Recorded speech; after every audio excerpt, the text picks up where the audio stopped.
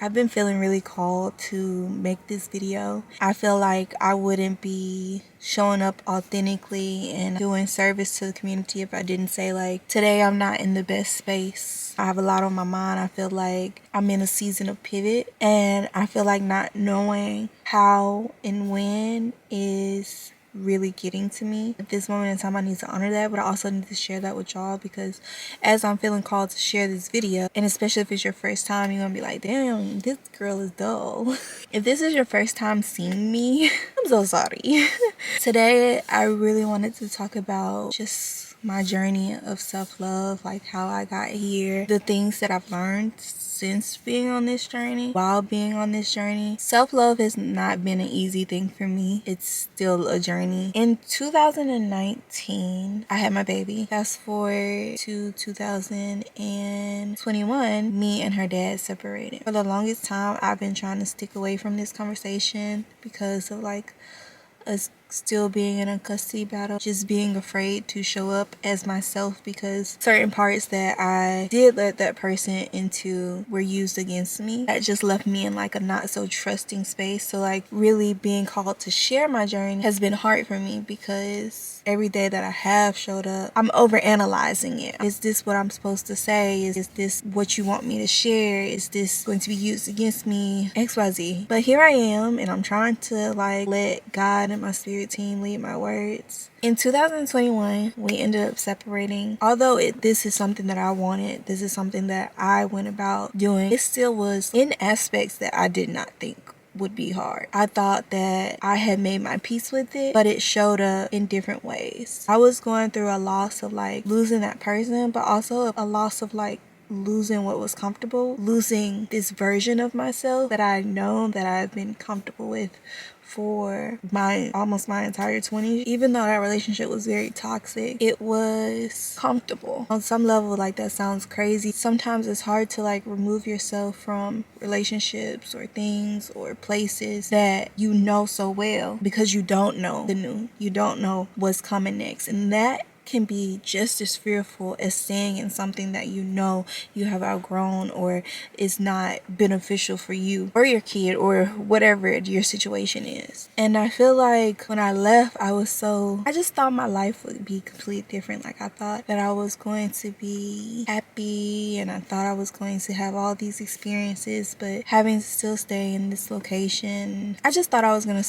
experience so many different things. And then at one point I felt like, even though I was a single mom and this was my first time like ever without my baby, like my baby had never spent a night without me, not even more than probably like 4 hours without me. I had never experienced being without her for a long period of time. When the separation transpired, he started getting her every other weekend and stuff, and that was so hard. I didn't want to get up out of bed. I didn't want to I just was having a hard time like with it, and felt bad because she was going through this. Like, it was just a lot. I feel like at some point, like, I started getting my confidence back within myself. I was journaling, going on walks, you know. I was exclusively dating myself. I was exclusively like building that connection with myself.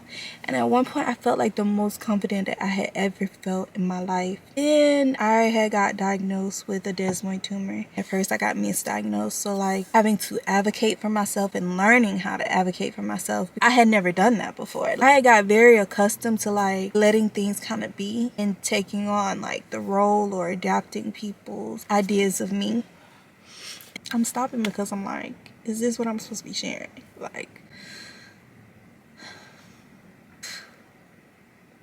this is very hard for me. It's hard because I've been judged. I've been judged in moments where I've needed people, where I needed to be seen and heard for who I exactly was, and I wasn't. And it was used against me. Lies were created about me, putting all this out, like, trying to trust it.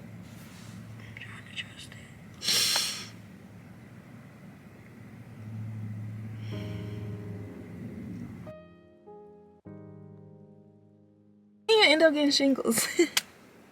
And before I got shingles, like, I had got accustomed to like wear my port out. Like, I was really loving myself. I feel like around that time God was like, okay, you in love with yourself, right? Like, let's test this. Are you still gonna love yourself no matter like what I throw your way? So then during that time I had got shingles, and it was right here on my forehead and right here, and at first I had no idea what the hell it was.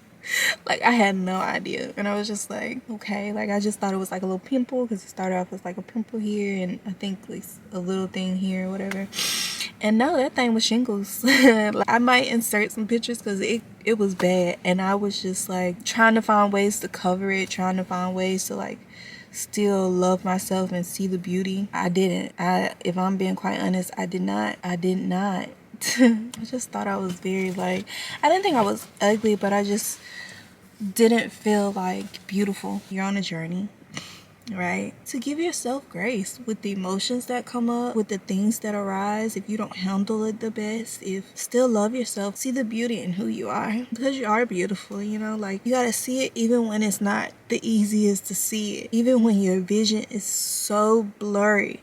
You gotta feel it within you that you are beautiful and you deserve love. And if you can't love yourself at your worst, what you feel like is your worst, how can you expect another connection to come in? And not even a romantic connection, but how can you expect any type of healthy connection, the connections that we are really yearning for in life? I don't know about y'all, but the connection that I'm learning for in life is to be seen fully and heard fully for who I am.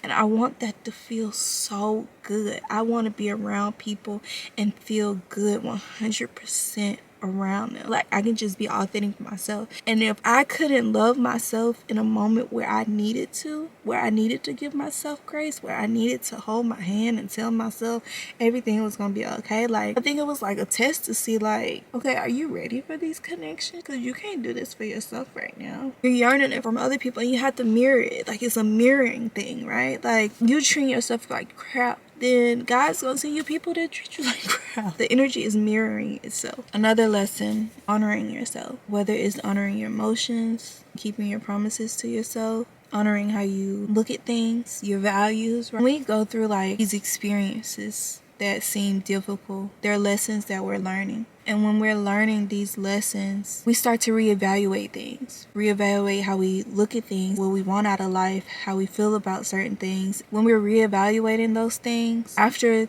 we solidify it, another test typically comes. The way my life has been set up, it's going to typically come. You set this goal, or you said this is your value. Can you stand true to that value? Can you honor what you have established for yourself? Are these values truly important to you? Is there any wiggle room? Is there no wiggle room, but you still going with it? Wiggle. One of the major things that I'm learning about self-love is that it's not a perfect journey. Relationships are not perfect, and the one with yourself is not going to be perfect either. You are going to, at times, forget who you are or not hold that space for yourself, break promises, especially depending on like the type of relationships that you have seen or been around, experience. Those type of things tend to really shape the relationship that you have with yourself. That's one of my biggest takeaways, is that nothing in this life is perfect. The relationship with myself is not going to be perfect, especially when you don't know how to really love, you know, like how can I just wake up one day and just fully love myself or fully show up for myself in the way that is needed. God has removed a few people from my life, people that I never thought that I would never talk to again, people that I've loved with every fiber of my being. But I'm learning that everything, every person, every place, every whatever may just be for a season, maybe just for a reason, maybe for a lifetime, whatever the case may be. Like, you can't be so attached to these people and you can't put them before yourself. You can't worship the connection and love that you have with people, because if you are constantly pouring into people when your cup is not full, you are going to be extremely depleted. Not only will you be depleted, you won't know yourself like you should. You won't know yourself to the extent that you could, that you should. I am still on this journey of self-love, and there are some days where I still do not show up for myself, and there are days when I do show up for myself. And the days that I do show up for myself. I'm very proud of myself.